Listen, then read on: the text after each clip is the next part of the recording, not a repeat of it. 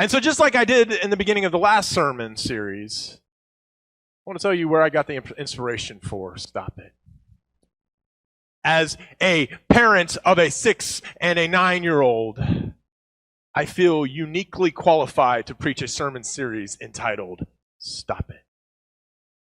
In fact, every time I would see Chandler's promotional art for this series, in my head it is a parental stop it.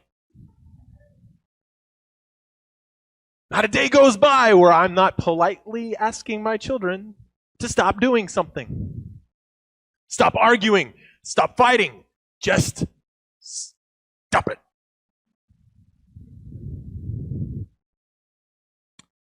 But as is often the case, as I started preparing for this sermon, this series, I learned that not only am I qualified to preach it, I am more than qualified to hear it. Because typically God works that way with me. Whenever he gives me a sermon to preach, oftentimes it's because I'm the one that needs to hear it. Let me give you a recent example. So I was filming my weekly theistic reflection video, the one that's going to come out in like 5 weeks from now. And this last week was entitled, My Dog's Emergency. Because every time Winston hears a package coming to the door, he freaks out. It's like the house is on fire or being attacked or something. And then he looks at me like, why aren't you freaking out with me? Don't you know what's going on? We got to do something. I tell Winston, calm down.